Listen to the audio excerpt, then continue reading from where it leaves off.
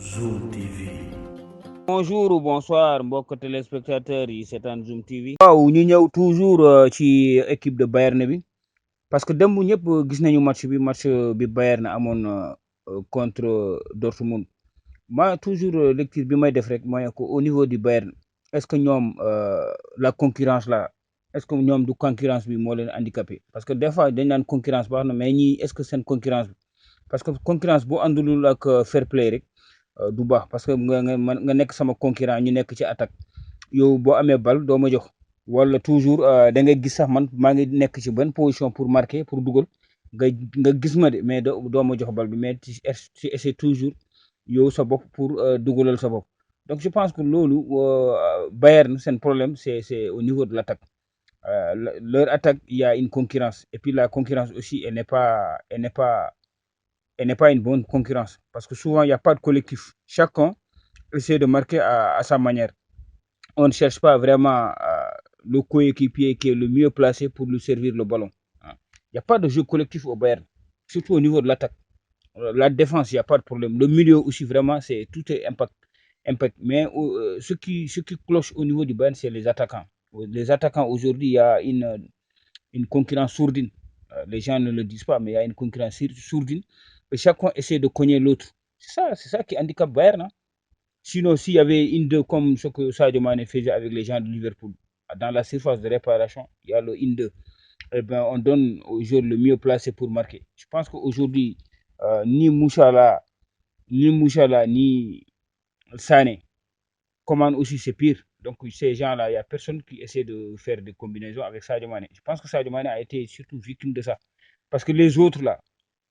joueurs là, eux, ils étaient là-bas ensemble. Il y a des joueurs qui n'ont pas de club. Parce que beaucoup de Mouchala, Sané, Coman, ñoom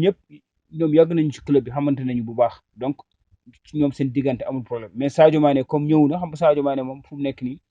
ni su niveau am bi parce que joueur boo xam ne nekk na Liverpool gagné yenn coupe Ligue des champions gagné lu bëri foofu ba pare aussi nekk joueur boo xam ne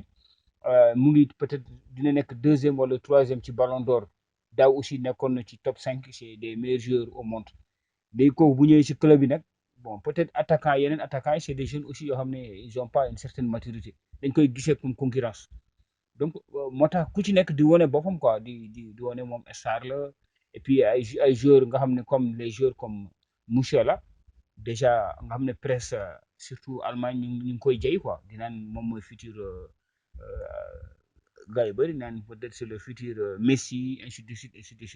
di ko jay donc moom aussi je vois tey moom super star la donc moom aussi boo gisee du ci terrain bi du passe il cherche à marquer ses buts individuels je pense que Olivier Kahn je pense que wala Nagelsmann je pense que leur seen chantier bu njëkk mooy régler ce problème là c'est-à-dire que faire en tout possible que les attaquants là se parlent et que les attaquants là ñuy def des passes dans la surface de réparation pour pouvoir marquer beaucoup de buts parce que s'ils font des passes je suis certain que le Bayern va marquer beaucoup de buts mais maintenant si individuellement chacun cherche à marquer pour lui-même je pense que c'est comme ça parce que des fois toi tu n'es pas en bonne position de marquer tu donnes pas à l'autre et là tu diminues les chances de l'équipe c'est comme ce que je disais hier Coman moi personnellement je sais qu'il joue bien hein, il joue bien c'est un joueur rapide et tout c'est un joueur de couloir mais son problème aussi des fois il est trop avare quoi il veut pas donner le ballon à Mané parce que généralement lui il joue comme Eli Mané aussi joue des fois comme Eli mais lui s'il rentre généralement Nagelsmann il décale complètement Sadio Mané dans l'axe et puis Coman devient excentré là-bas à gauche. Mais malheureusement, Coman ne joue pas dans un système collectif. Il ne sert pas des ballons. Il faut dribbler toute la défense pour marquer. Ça, c'est pas possible. Ce n'est plus moderne. Ce n'est plus possible dans un football moderne. Et tu as deux attaquants, trois attaquants à côté. Il faut il faut faire les une deux et puis rentrer dans la surface de réparation pour essayer de marquer. Mais lui, il ne le fait pas. Il essaie de prendre le ballon très haut et puis essayer d'éliminer les joueurs, porter le ballon directement vers le gardien pour essayer de marquer. Ça ne marche pas. Quand tu vois Mouchala, je l'ai dit tout à l'heure, c'est la même chose. Sané, moi, en tout cas, de tous ces attaquants-là, ce qui me paraît bizarre, c'est Sané. Parce que Sané, lui, au moins, aujourd'hui, c'est lui qui devait être le tuteur de Mané.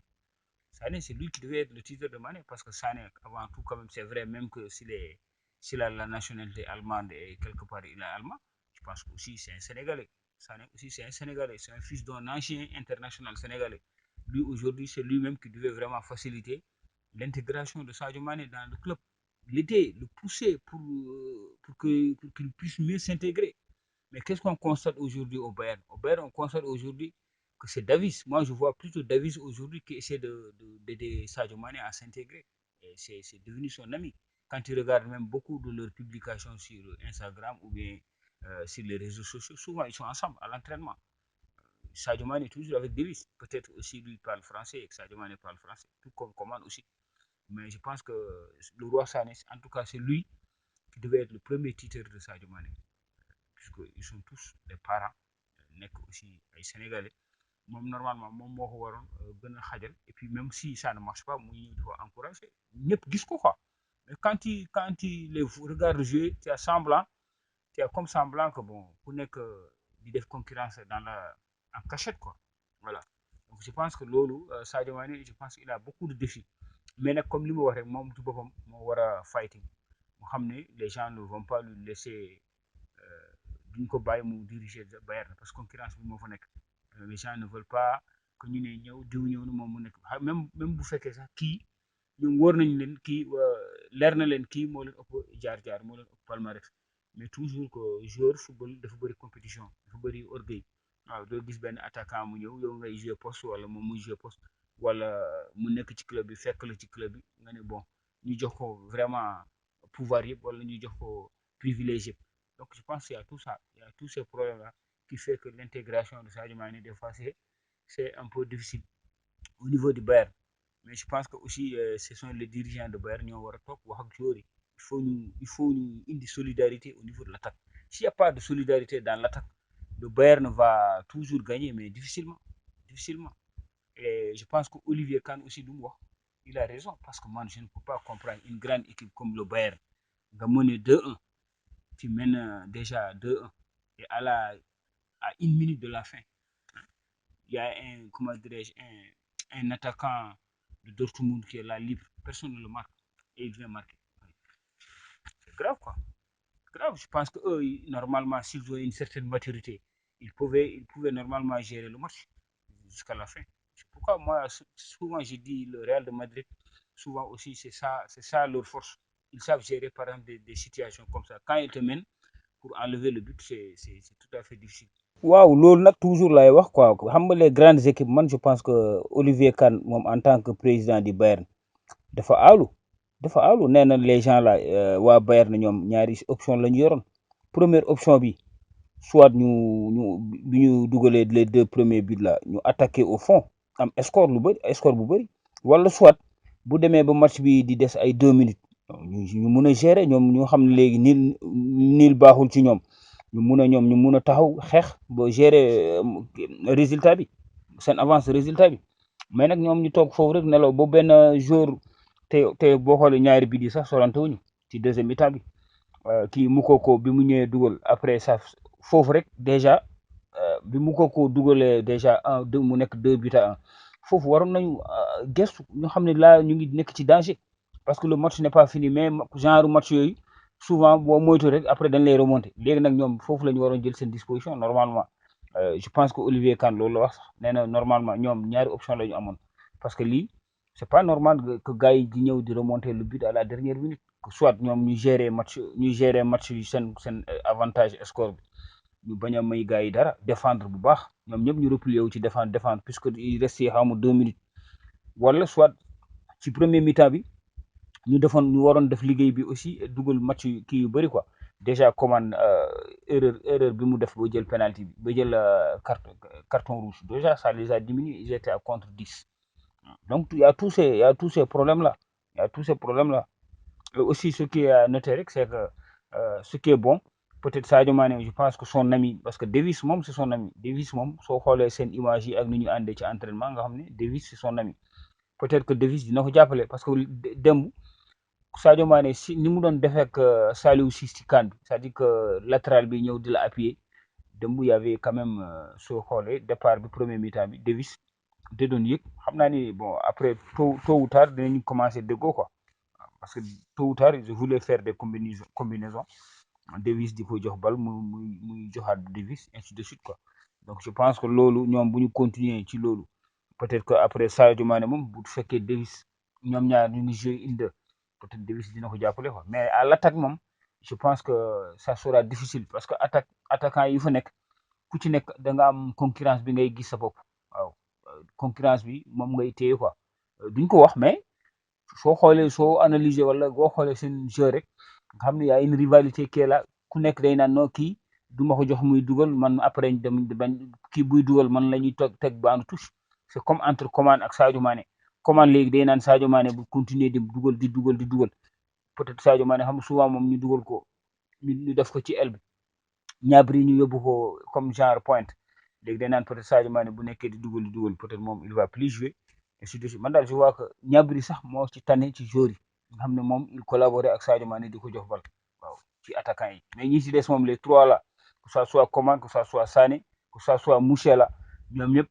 dañu gisee Sadio Mané comme benn star bu ñëw ci équipe bi bëgg a nekk patron équipe bi donc dañuy jéem a genre embargo la waaw man je pense que loolu moo fa nekk duñ ko wax mais c'est ça la vérité quoi loolu nag si le coach là était efficace coach bi moo ko mënul dindi quoi parce que coach bi mën na ko régler carrément waaw di exiger yenn affaires yi quoi. toujours suñu jógee ci Bayern ñuy dem fële ci Marseille nga xam ne démb aussi amoon na match bu doon am entre Ajaccio ak Marseille c'est pour dire rek foofu aussi dañuy ñëwaat toujours c'est coach yi quoi parce que coach yi est-ce que souvent ñoom aussi ñu ngi nangu joxe surtout les jeunes là ay kii quoi jox leen ay responsabilités ci match yi ñu dugal leen ñu dugal leen pour ñu mun a aguerrir. toujours mbokk téléspectateurs yi seetaan Zoom TV ñu ñëwaat tuuti ci match bi amoon démb mooy match Marseille bi c'est dire simplement man ce que je vois c'est que Marseille est-ce que ñoom vraiment bëgg nañu def la promotion des jeunes parce que moi je n'arrive pas à comprendre que toujours des joueurs comme Bamba Dieng Bamba Dieng c'est un jeune il est en forme il a plus de fraîcheur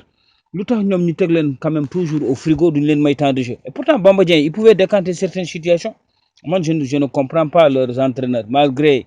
les belles déclarations yi ñu wax que moom keroog nee na bon xelam mu ngi ci Bamba Dieng mais sa xel bu nekkee ci joueur doo ko utiliser moi je pense pas que je ne sais pas pourquoi il n'utilise pas Bamba Dieng peut-être juste meubler la galerie parce que doo bàyyi joueur ba à la dernière minute nga koy dugal Bamba Dieng dugal na ko keroog mais c'est pas du temps de jeu donc je pense que Marseille il faut que Marseille aussi revoie comme Chelsea l'a fait il faut que Marseille aussi essaie de revoir ces choses parce qu'on peut pas avoir des joueurs des jeunes et on les utilise pas on les met toujours en bas de touche par exemple si tu vas en Allemagne on utilise les jeunes en Allemagne aujourd'hui le championnat ce sont les jeunes actuellement qui sont en train de briller et pourquoi pas dans le championnat français surtout Marseille on n'utilise pas les Bamba Dieng ou bien les Pape Gueye c'est des jeunes qui ont vraiment de la fraîcheur physique qui peuvent apporter beaucoup dans leur jeu et peut-être qu'ils vont se rendre compte si Bamba Dieng on l'a appelé en équipe nationale du Sénégal qu'il va à la Coupe du Monde ils vont voir que Bamba Dieng il va affronter là-bas des grandes équipes pourtant ils pouvaient déjà l'utiliser et toujours c'est sur le même chapitre je pense que les joueurs comme Bamba Dieng il faut leur donner leur chance quoi. Aujourd'hui, quand tu regardes en Allemagne, des joueurs comme Musiala, aujourd'hui, il joue très bien et puis son apport est visible dans l'équipe, comment dirais-je, du Bayern et même dans l'équipe nationale d'Allemagne. Tu regardes aujourd'hui des joueurs comme Bellingham ou bien Moukoko hier. Je pense que c'est des joueurs comme ça. Il faut donner aux jeunes aussi la chance de briller parce qu'on ne peut pas attendre un joueur qu'il arrive à l'âge de 25 ans ou bien 26 ans pour le mettre sur le banc, sur le terrain.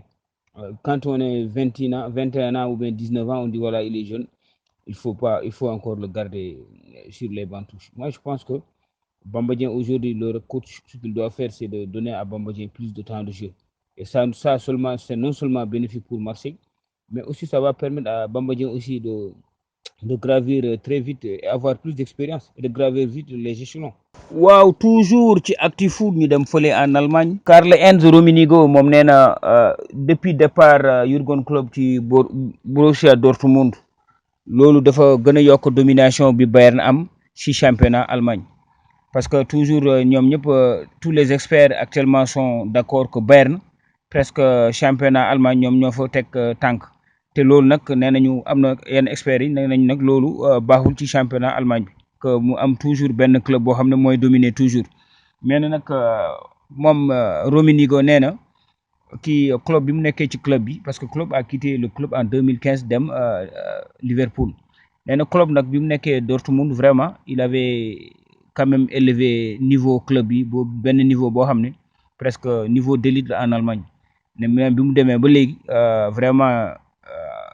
club bi amugul vraiment ay dirigeants stables à chaque fois dañuy remplacer soit ay coach wala ay yenn dirigeants yi mais nag loolu moo tax que ça a beaucoup joué aussi ça a beaucoup affecté le club. Zoom TV.